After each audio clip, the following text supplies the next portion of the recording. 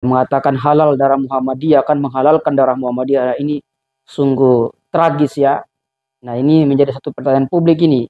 Kok bisa Badan Riset dan Inovasi Nasional itu punya kader, punya seorang peneliti yang semacam Andi ini ya, Andi Pangerang ini ya.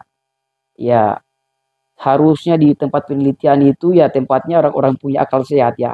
Orang-orang yang punya logika, orang yang matang secara intelektual dan akademis. Kalau melihat sesuatu, mengkritik sesuatu ya tentunya dengan akal sehat dan dengan dasar argumentasi, bukan dengan dasar sentimen, apalagi sampai ancam seperti gini kan, mau membunuh warga Muhammadiyah ya. Assalamualaikum warahmatullahi wabarakatuh. Jumpa lagi dalam Enpol Show bersama dengan saya Laudin Noval. Seperti biasanya saya selalu mengkritisi berbagai fenomena-fenomena yang mencuat di publik ya. Dan tentunya fenomena-fenomena yang memang harus kita kritisi. Jangan kita bungkam dengan fenomena yang terjadi. Nah, kali ini saya ingin mengkritisi dulu nih salah seorang peneliti di BRIN ya, atau Badan Riset Inovasi Nasional, yang kemudian hari ini agak arogan ya, sangat arogan.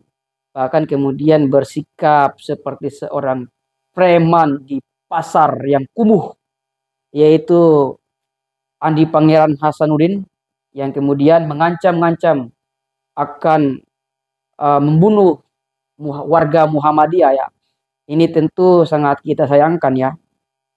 Ormas Muhammadiyah yang sudah banyak berkontribusi baik dari segi fisik hingga kemudian segi materi bagi Indonesia, bagi bangsa ini, kemudian ada satu oknum, ada orang yang kemudian yang katanya adalah seorang peneliti di salah satu badan riset nasional, tapi tingkahnya kemudian itu sangatlah jauh daripada harapan ya, yaitu namanya ini Andi ya, Andi Pangeran Hasanuddin, yang mengatakan halal darah Muhammadiyah, akan menghalalkan darah Muhammadiyah. Ini sungguh tragis ya.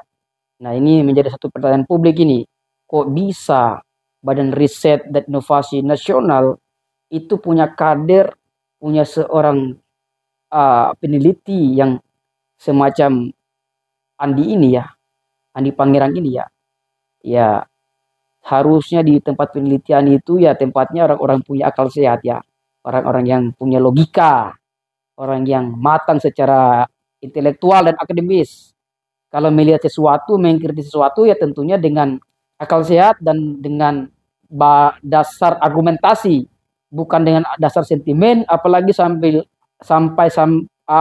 ancam seperti gini kan, mau membunuh warga Muhammadiyah ya. Saya pikir ini adalah satu pelajaran penting. Yang pertama saya akan kupas satu persatu. Akan jadi satu pelajaran penting bahwa ini berarti telah terjadi satu kebobrokan dalam badan riset kita atau salah institusi-institusi riset di Indonesia, bahwa kecolongan dalam proses rekrutmen. Ternyata kita mau rekrutmen orang-orang yang harusnya kompeten, bukan dalam segi intelektual tapi juga dalam segi emosional. Nah, ini tidak dimiliki oleh Badan Riset dan Inovasi Nasional atau BRIN ini ya.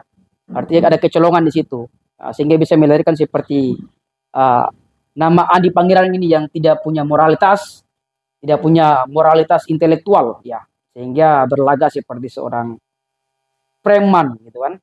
Nah, yang ini menjadi catatan pentingnya. Yang kedua, komentar ataupun statement daripada yang bersangkutan ini adalah satu potret yang kemudian menyampaikan informasi yang penuh dengan kebencian ya, yang penuh dengan kebencian, informasi yang penuh dengan informasi provokatif untuk kemudian memecah belah persatuan, memecah belah persaudaraan ya. Ini tidak bisa kita biarkan. Ini sudah masuk hate speech yang memang sudah banyak pasal-pasalnya yang mengaturnya, walaupun kita pasalnya pasal-pasal karet. Tapi yang paling terpenting yang bersangkutan tidak boleh dibiarkan. Yang bersangkutan harus segera ditangkap dan diproses secara hukum. Karena kalau yang bersangkutan dibiarkan begitu saja, tentu akan melahirkan Andi lainnya gitu kan ke depannya kan, yang lebih gila lagi ya kan, lebih gila daripada Andi yang hari ini mengancam warga Muhammadiyah untuk di-killing, untuk dibunuh ya. Nah, ini perbuatannya statement yang cukup tragis ya, yang bikin panas telinga kan. Apalagi sampai dia menyampaikannya kayak gini ya, kurang lebih kosakatanya ya. Silakan laporkan komen saya dengan ancaman pasal pembunuhan. Saya siap di penjara. Saya siap di penjara. Bayangkan kan, ini silakan laporkan ya. Sudah tahu salah, ancam-ancam dilaporkan lagi kan. Bahkan ancam di penjara juga. Ini kan satu ucapan yang kemudian selain mengancam warga Muhammadiyah, mengancam warga Muhammadiyah, tentu juga ini mengancam hukum Indonesia.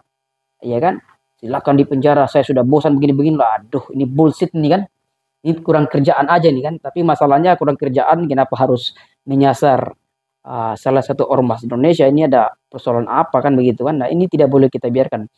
Nah, ini penting sekali untuk kemudian mendapat treatment khusus, perhatian khusus untuk kemudian dieksekusi secara hukum yang berlaku tentunya.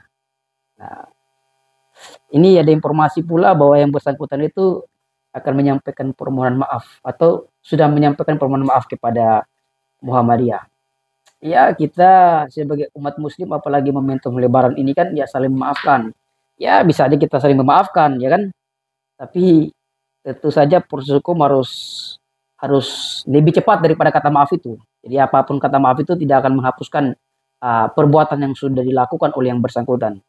Sehingga ini harus betul-betul dikejar ya yang bersangkutan ini, kayak kita tidak tahu nih update-nya bagaimana nih kan.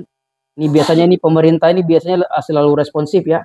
Kalau ada ujaran kebencian yang mengancam pemerintah ya cepat-cepat langsung ditangkap kan. Belum sampai 1 jam lagi udah dieksekusi, udah ditangkap yang bersangkutan. Nah, tapi kalau untuk yang bersangkutan ini kan kita lihat ini sampai hari ini belum kita lihat ini bagaimana tindakan pemerintah ini, belum kelihatan ini kan. Nah, jangan sampai kemudian yang bersangkutan mau diproteksi lagi, mau dilindungi ya, tidak ada pembenarannya kalau yang bersangkutan itu kemudian harus dilindungi. Yang pasti yang bersangkutan seperti ini ya harus dikejar. Yang bersangkutan ini kita ingin lihat bagaimana sikap pemerintah dan sikap penegak hukum, ya kan? Ya, apakah yang bersangkutan ini akan segera ditetapkan sebagai tersangka ataupun tidak? Intinya bahwa pada prinsipnya yang bersangkutan ini sudah menghina, sudah mengecam dan sudah mengancam-ngancam warga Muhammadiyah dan tidak boleh dibiarkan, harus segera diproses hukum ya. Kita menunggu sikap pemerintah. Apapun yang terjadi, permohonan maaf itu adalah soal lain, tapi soal hukumnya harus tetap dikejar. Demi kalau ini kemudian dibiarkan seperti tadi kita sampaikan, maka akan muncul lagi orang-orang baru lagi, wajah-wajah baru lagi, gaya-gaya baru lagi, tapi ini lebih gila lagi daripada dia ini. Lebih gila, makin hari makin gila kan. Jadi harus cepat-cepat dieksekusi. Kalau yang lain aja pemerintah cepat eksekusi, yang kayak begini harusnya lebih cepat lagi nih.